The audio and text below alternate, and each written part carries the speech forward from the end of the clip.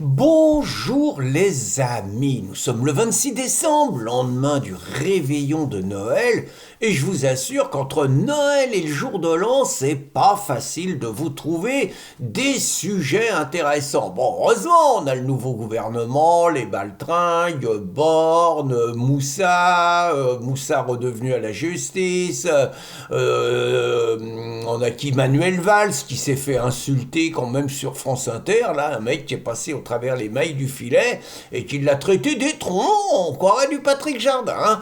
Donc bon, c'est bien, mais qu'est-ce que je peux vous trouver d'autre hein. Alors j'ai envie aujourd'hui de vous parler déjà un tout petit peu de 2025.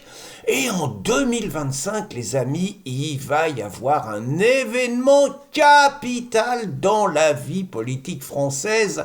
Un drame le 8 mars, journée internationale du droit des femmes.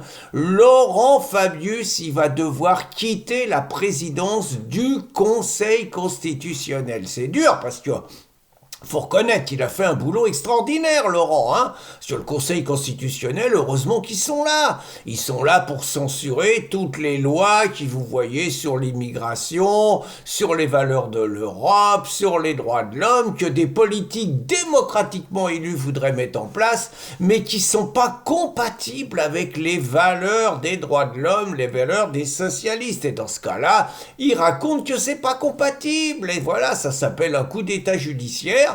Mais ça continue à marcher. Donc Laurent Fabius, il a censuré on ne sait pas combien de lois. Il s'est permis de dire que si Zemmour arrivait à la tête du pays, il n'aurait pas le droit de mettre en place son programme, qu'il le censurerait. Vous voyez, un grand démocrate, un vrai socialiste. Faut reconnaître que le mec, il a une carrière extraordinaire. Hein, entre le sang contaminé, la présidence de la COP 21 à Paris et maintenant le Conseil constitutionnel, entre toutes les trahisons, mec à la tête de l'État français quand on était l'État islamique contre la Syrie. Enfin bon, le mec, il a un super palmarès, des fils bien placés chez McKinsey, mais c'est lui qui, comme Conseil constitutionnel, disait que toutes les atteintes aux libertés qui étaient pendant le Covid, c'était normal. Bah évidemment, il y avait McKinsey derrière, et il y avait le fiston qui était à la place, tout à la tête. Très franchement super. Et donc, bon, bah Lolo, il va s'en aller. Et alors, c'est la prérogative du président de la République de nommer seul celui qui sera le président du Conseil constitutionnel. Et il y a une rumeur qui circule, on parle de notre grand copain, le Yéti, Éric Dupond-Moretti. Ça tombe bien, il va faire son spectacle.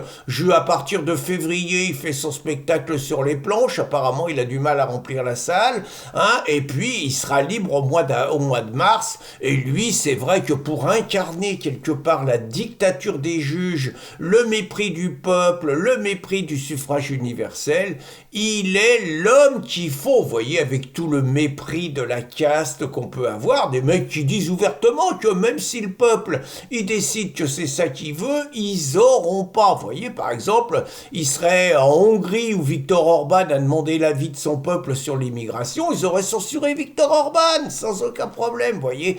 Donc on imagine le Yéti avec le résultat qu'il a à la justice. Vous me direz, ils ont mis Moussa maintenant, un des pires menteurs, mais bon, le Yéti, il est pas mieux, donc comme ministre de la justice, faut pas mettre des mecs intègres, quoi, parce que ça voudrait dire que la justice est intègre. C'est peut-être pas tout à fait ce qu'on remarque quand on voit les verdicts qui sont rendus. Alors il y a juste un suspense, il y en a deux, hein. C'est d'abord le suspense, c'est est-ce que c'est lui le Yéti qui va être choisi, parce qu'apparemment il y en a quelques autres qui ont plus d'ambition pour 2027 et qui se disent que c'est la bonne mèche quand même, hein, le Conseil constitutionnel.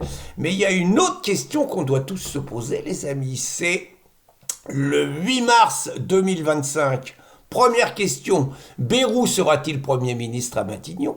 Et deuxième question qui suit, Macron sera-t-il toujours le président de la République si Bayrou saute?